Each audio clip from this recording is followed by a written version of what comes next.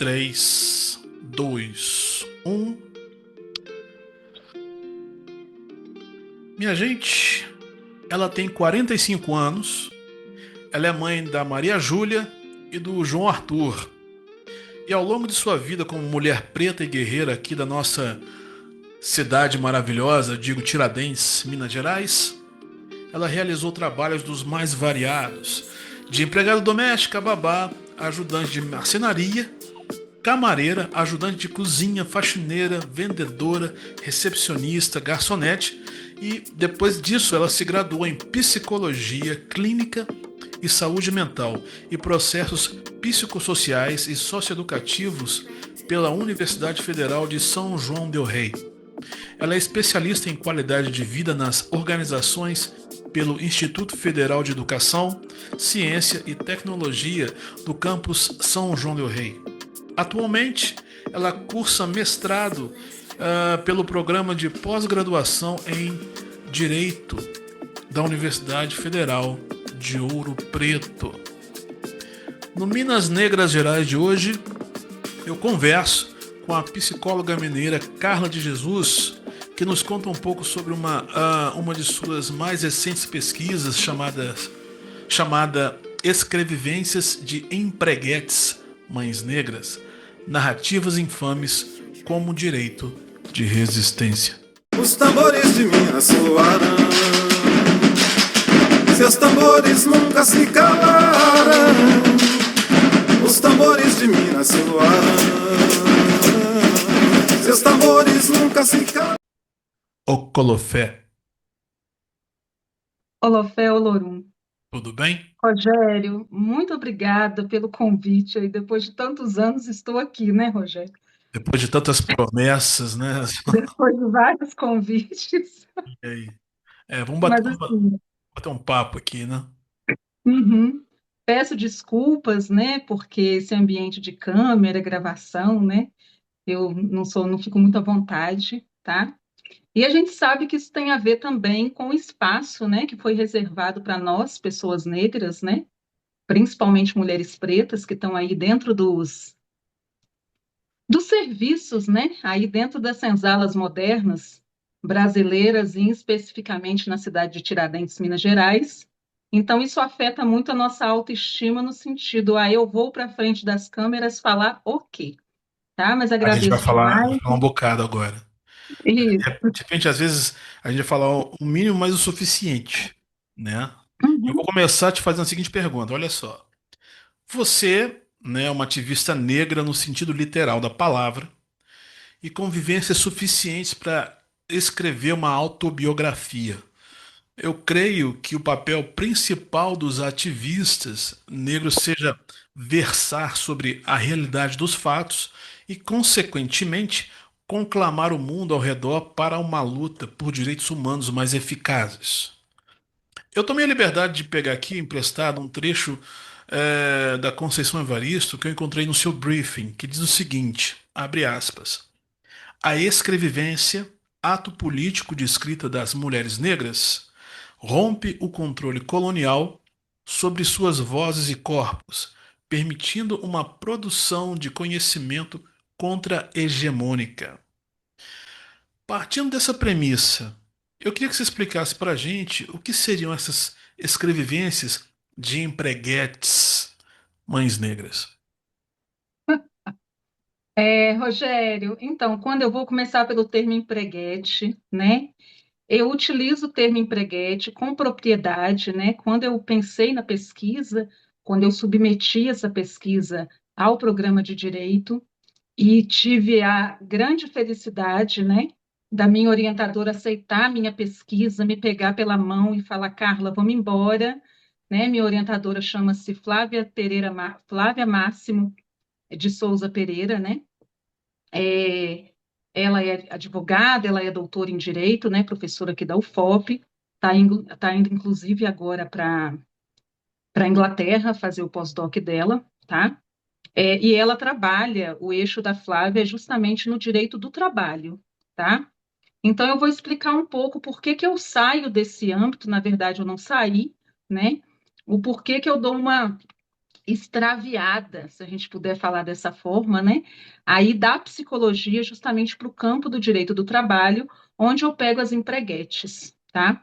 É, desde que eu formei, né? Desde que eu atuo enquanto psicóloga, que aí já vão 6 anos, tá?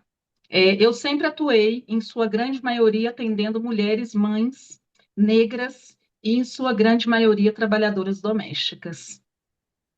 E a gente vê o quanto que esse quesito trabalho, ele afeta a saúde mental dessas mulheres e, por cadeia, ele acaba afetando também a saúde física e saúde mental dos seus filhos, porque a gente pensa que é uma família, né? Não é uma pessoa só. Então, acaba sendo um núcleo familiar, né? Então, ali uma pequena sociedade, que é a sociedade familiar. Então, eu sempre me interessei muito por esse âmbito da psicologia do trabalho, psicologia e saúde do trabalhador, né? Então, eu penso em pesquisar justamente sobre essas empreguetes no campo do direito do trabalho. E o que seriam as empreguetes? Então, eu volto lá no tempo antes de fazer faculdade, né? Que era o tempo que eu chegava dos meus serviços, e eu conseguia sentar para costurar e assistir novela. Eu era noveleira, morro de saudade de conseguir assistir uma novela. E tinha novela que chamava Cheias de Charme, que era uma novela da Rede Globo, que ela justamente retratava a vida das empreguetes. Tem até uma música, né, que é o tema aí da minha pesquisa, que eu trago como base da pesquisa, Vida de Empreguete.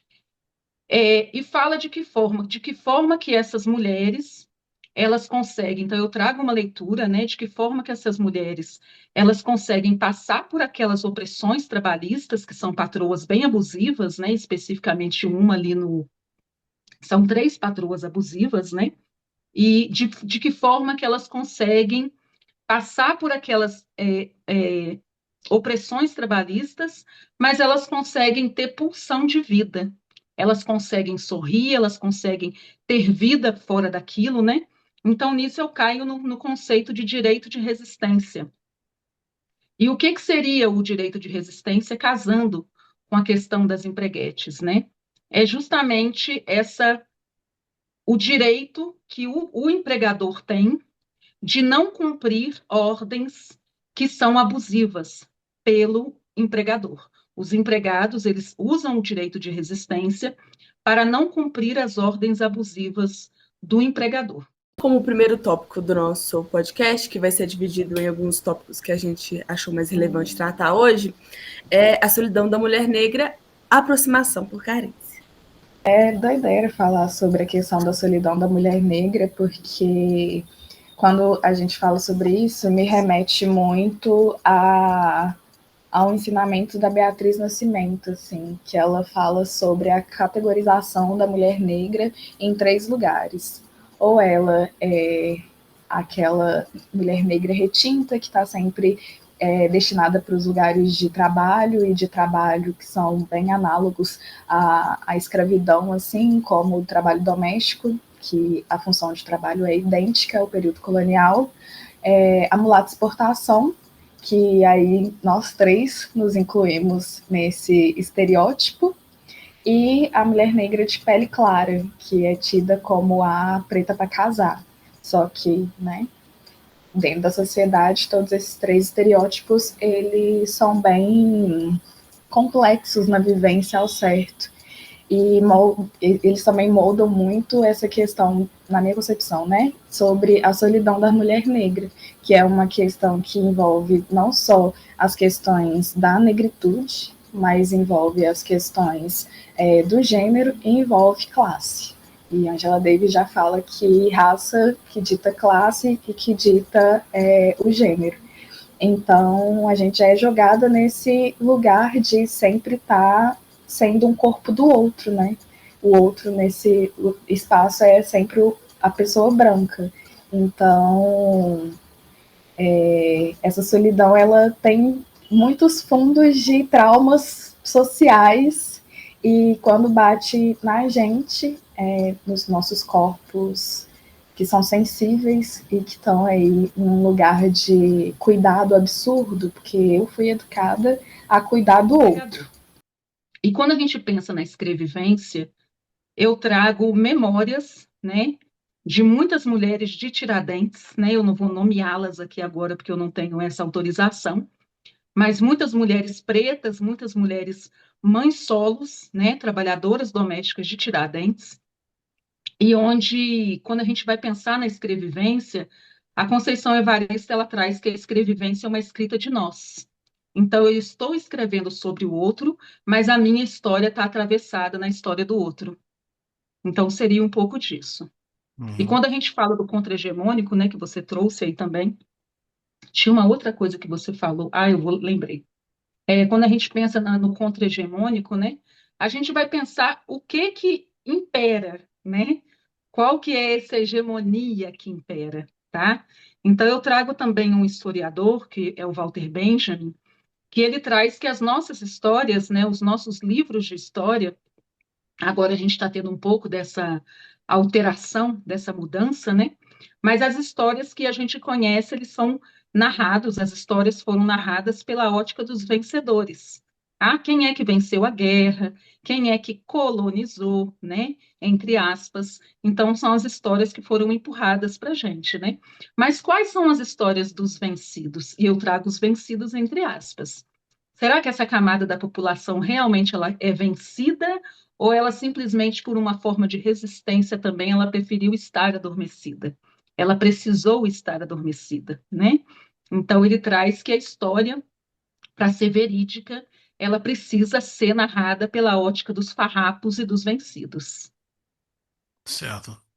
E a sua pesquisa então vem martelando nessa questão, né? E você já alcançou objetivos, ainda há muito a pesquisar. O que é que você pode dizer sobre isso? Ainda há muito a pesquisar. Eu estou no início da pesquisa. Uhum. Nós somos contemporâneos, né? E conterrâneos, vamos dizer assim, né? De uma cidade tricentenária aqui no interior de Minas, que é a nossa Tiradentes, que por mais que queiram fazer dela uma cidade com cara de shopping center, vamos dizer assim, né? Ela ainda guarda resquícios, mesmo que velados, de tempos em que o povo negro tinha apenas o título de subserviência, né? Na testa, na cor da sua pele, e estampado em costas marcadas e mãos calejadas. Eu queria saber de você o seguinte: qual ou quais paralelos você faria com aqueles tempos da Casa Grande Senzala com os tempos atuais na nossa cidade? O paralelo que eu vou fazer vai ser fazer uma contraposição na sua fala, né? Eu não vejo a subserviência, a colocação da subserviência, do lugar de subserviência em Tiradentes como algo velado, tá? Eu vejo como algo explícito, né? Mas que a maioria das pessoas prefere não ver. Se a gente parar para pensar, né, justamente essa semana eu estou relendo Cida Bento, né, o Pacto da Branquitude, e a gente percebe que dentro de Tiradentes existe sim um Pacto da Branquitude. São as pessoas brancas que imperam, né, as grandes fortunas da cidade, né? São as pessoas brancas que estão nos lugares de representatividade. A gente pega até nessa questão você trouxe na sua primeira fala, né? E acredito que muita gente vai conseguir se enxergar nisso. Sempre que a pessoa fala comigo, Carla, você é uma guerreira, né? É um nome que é dado à mulher guerreira. Ela geralmente é um nome que é dado para aquela mulher que tem que aguentar tudo. Eu não queria aguentar tudo, Rogério. Eu queria realmente poder descansar, eu queria realmente que a minha história de vida, que a minha trajetória de vida tivesse sido outra, né? Que eu tivesse escrevivências mais brandas para poder trazer, que eu não fosse uma pessoa tida como uma pessoa agressiva, uma pessoa tida com a fala agressiva, né? Como eu já escutei de empresária branca de Tiradentes, acredito que ela vai ouvir, vai saber quem é, Será porque que eu as também não pessoas não posso estão nome. acostumadas com a verdade? Eu não sei se é o fato de ou estar acostumada com verdade ou justamente se acostumar com uma pessoa preta que se posiciona e não está sempre no lugar de subserviência e justamente nesse lugar de servidão, né? Então a gente vê Tiradentes, a população preta, a gente passeia na cidade de Tiradentes e a gente é de uma Tiradentes de... Não, a minha Tiradentes é de 38 anos atrás, 39 anos atrás. A gente é de uma Tiradentes que a gente foi criada em conjunto, no meio da praça, andando na rua, soltando pipa, brincando. A gente não vê as crianças brincando na cidade mais. A quem você atribui isso? Eu atribuo isso à escravidão moderna. Eu até fiz uma fala um tempo atrás que eu vejo que Tiradentes tem um tronco, né? O tronco o Largo das Forras, ele continua fincado no Largo das Forras, só que agora de uma forma imaginária, né? O tronco já não está lá de uma forma física, simplesmente porque isso ia gerar um processo, porque se não gerasse processo, o tronco estaria lá.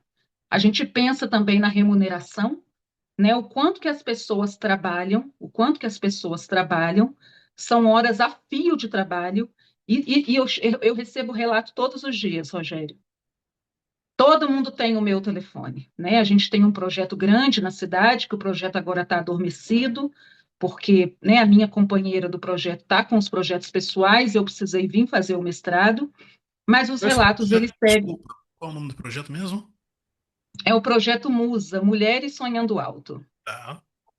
Tá? Então, assim, a gente recebe relatos, e não só de pessoas do projeto, pessoas da cidade mesmo, né? Porque eu sempre falo assim, eu conheço, eu cresci dentro da casa das pessoas de Tiradentes, e eu tenho certeza absoluta que é isso que me faz ser quem eu sou hoje, que é isso que me faz ter o olhar que eu tenho hoje, que é isso que me faz ter a indignação que eu tenho hoje, porque são pessoas de muito valor, são pessoas muito sábias, são pessoas muito honestas, muito trabalhadoras, mas que mereciam ser tratadas, eu não sei nem se um pouco mais de consideração, mas com consideração. A gente recebe relatos, por exemplo, das pessoas não poderem sentar para poder limpar um talher num restaurante. Ah, você chega num restaurante, antes de abrir, você vai limpar o talher, vai limpar as taças, e isso não pode fazer sentado, isso você tem que fazer em pé. Essa ideologia do senhorzinho, da sinhazinha, você acha que ainda está bem intrínseco aqui na cultura da nossa cidade? Será que é só uma questão de Tiradentes, Minas Gerais, ou é Brasil na sua cara? Eu acho, não, eu tenho certeza. Nós temos os senhores de engenho de Tiradentes, né? Temos os senhores de engenho que são naturais e temos os senhores de engenho que saem de outros lugares, né? Das grandes capitais, simplesmente por saber que é um lugar onde eles vão ter pessoas que precisam de trabalho e que eles podem trocar esse trabalho a troco de merreca. Uhum. E quando a gente pensa a título de Brasil, a gente vê que é um país colonial, tá? Mas eu vejo que a título de Minas Gerais, principalmente quando a gente pega principalmente agora que eu venho para Ouro Preto, né? A minha pesquisa tinha uma outra ideia, mas eu tive que mudar algumas coisas. Então eu percebo que Ouro Preto, Mariana, também não é muito diferente. Mas o que me assusta é porque Ouro Preto tem é uma cidade com 100 mil, mais de 100 mil habitantes. São João del Rei também, que também não é diferente, tá? Mariana já é uma cidade um pouco menor, mas bem maior do que Tiradentes, tá aí com seus 50, 60 mil, acredito eu. E Tiradentes é uma cidade muito pequena. Então, assim, as pessoas todas se conhecem, as pessoas, grande maioria são parentes, né? E a gente vai pensar justamente naquela, tem a letra de uma música, como que é? Que o dinheiro na mão é vendaval, né? Irmão, cada um cuida de si, irmão desconhece irmão. É isso, tudo vale tudo por dinheiro. A gente consegue perceber quem são as pessoas que enriquecem e que estão sempre enriquecendo, elas vão morrer ricas de sétimas gerações, Se elas pararem de trabalhar agora, os tataranetos dela nunca vão saber o que é passar o mínimo de necessidade, né? E as pessoas que precisam seguir aí nessa servidão e nessa subserviência para a vida inteira, a gente entende a cor também, né? A gente percebe a cor dessas pessoas. É, você saberia trazer, sugerir alguma solução ou soluções possíveis para a gente começar a fomentar uma mudança? Ô, Rogério, isso me foi perguntado até. é, eu participei de 2 edições do Fórum do Amanhã. E foi justamente um pouco dessa mensagem que perguntaram, né? Ah, qual é o sonho coletivo? O que que vocês têm como proposta, tá? Primeiro que a gente veja essa camada da população, a gente pare de ver essas pessoas como guerreiras e a gente comece a ver essas pessoas como sobrecarregadas. Eu costumo dizer, toda vez que alguém me chama de guerreira, eu falo que guerreira é a Xena. Eu sou sobrecarregada, não sou guerreira, Eu não falo isso tá? no começo, porque eu chamei de guerreira também. Eu falei, então vai, porque agora eu lembrei, aí eu volto, né?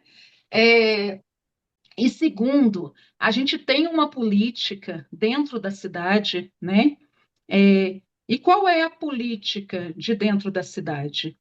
As pessoas, elas ainda têm essa cultura do voto de cabresto.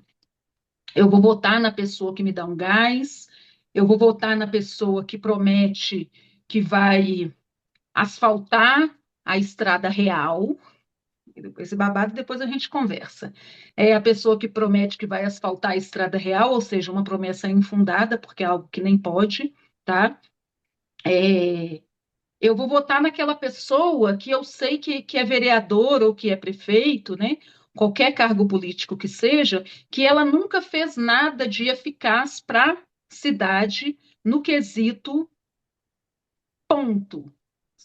Políticas públicas, principalmente pensada em serviço, na assistência social, principalmente pensada na educação e principalmente pensada na saúde. Porque se a gente pensa na educação, na assistência social e na saúde, a gente está visando a população da cidade. Nós temos políticas que visam a população turística. É interessante a gente agradar o olho, o olho é a bela política para o inglês ver. Eu agrado o olho do outro enquanto a minha população dentro da minha cidade está aí com uma educação péssima, né? Profissionais maravilhosos, super desvalorizados, nenhum espaço público para as crianças. Sei que tem até uma proposta com relação a isso, né? E isso eu fico muito tranquila de falar, Rogério, porque eu sou muito apartidária. E a gente vê que Tiradentes, por exemplo, na última eleição, nós tivemos 4 candidatos a prefeito que eram candidatos homens brancos e candidatos empresários. Então, a gente entender, né, quem são as pessoas que nós estamos confiando justamente aí essa classe trabalhista, porque não tem nenhum apoio, não tem nenhuma proposta, né? Então, dentro dessa pergunta do Fórum do Amanhã, qual que era o nosso sonho, e eu vou repetir aqui agora para você, qual que seria a minha proposta? A minha proposta para Tiradentes é uma fiscalização árdua, efetiva e realmente eficiente do Ministério do Trabalho. É a proposta que eu tenho para essa cidade. Vai sair muito coelhinho da cartola, hein? Vai. Uhum. Tá. Isso a gente vai conversar numa outra ocasião. Eu vou te perguntar uma outra coisa aqui. Você está indo para Portugal, né, para fazer uma apresentação de uma tese. O que que você pode dizer sobre isso? O que está rolando? Como é que foi essa oportunidade? Então, abriram a inscrição, né, para participar do 10º Congresso Internacional de Direitos Humanos de Coimbra, né, da Universidade de Coimbra, em conversa com a minha orientadora, a gente achou interessante estar submetendo, né, o resumo do trabalho, justamente da dissertação, e por ser um congresso internacional, são várias mesas temáticas, né? Então, eles fazem toda uma seleção, né, de quais os trabalhos que encaixam em qual lugar, quais os trabalhos têm a ver com o tema e tudo mais. E justamente pela minha pesquisa ter um caráter inédito, eu queria até falar um pouco disso depois também, se tiver tempo, a gente já sabia que seria escolhido, mas eu acho que eu não acreditava muito. É justamente nessa questão, quais são os lugares que a gente acredita que a gente consegue chegar, né? Sendo que sempre foi colocado para a gente que todos os nossos sonhos, eles eram impossíveis, né? Então eu sempre pensei, falei, eu acho que eu estou sonhando muito alto. A gente pensa no mulheres sonhando alto, mas quando eu entro para a faculdade, eu acho que eu estou sonhando alto, quando eu vou fazer outra coisa, eu acho que eu estou sonhando alto, né? E de repente vem essa oportunidade de Portugal e acabou dando certo. O projeto foi um dos escolhidos para ser apresentado lá. Maravilha. E você está indo quando? Ainda esse ano ou não? Ai, Rogério, eu pretendo entrar no avião dia 9 de outubro e voltar no dia 22. Eu tô rindo porque primeiro eu tenho que pensar no avião, depois eu penso se eu chego em Ah, Portugal. eu acho que tem que pensar já sentando naquela banca lá. Imagina? Porque joga para o universo, né? O universo é, Aham, né? aham. Mas assim, Minas Negras Gerais te agradece de coração por sua presença. Espero ter outros papos contigo aqui, não só em entrevistas, mas também, né, de repente, um seminário aqui no MNG, tá? Uhum. Pode contar conosco, pode contar também com um espaço aqui para a gente botar a boca no trombone, falar de outras coisas. E antes de terminar, eu queria que você pudesse deixar uma mensagem para pretos e pretas Brasil afora. Diga lá. Gente, assistam. A mensagem que eu vou deixar é o seguinte: entrem no Instagram. Eu vou deixar algumas, tá, Rogério? Entrem no Instagram hoje ou amanhã, a hora que vocês puderem. Procurem o perfil da Carla Cotirene e assistam o vídeo que ela gravou hoje. É aquilo ali, tá? É a gente pensar que justamente tudo que foi retirado da gente, eu estou muito feliz, Rogério, de estar indo para Portugal. Não foi uma escolha à toa, né? Eu estou muito feliz de poder apresentar a minha pesquisa justamente na terra dos colonizadores, tá? Eu estou bem, assim, eu estou preparando os Você tá slides afiada, né? Com a língua afiada.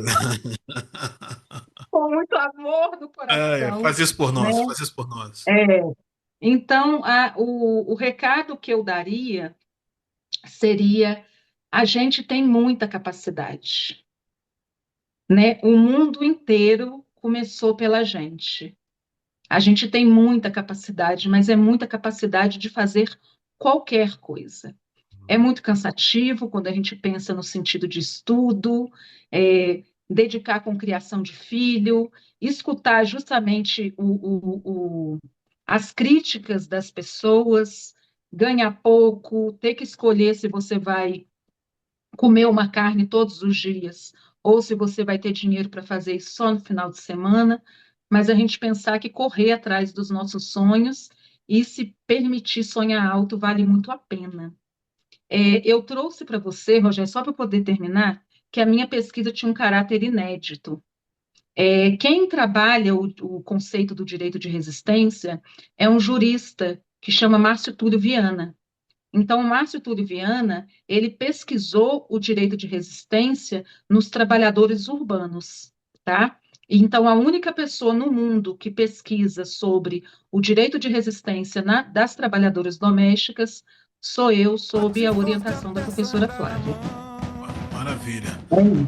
Tá anotado. Carla, muito obrigado.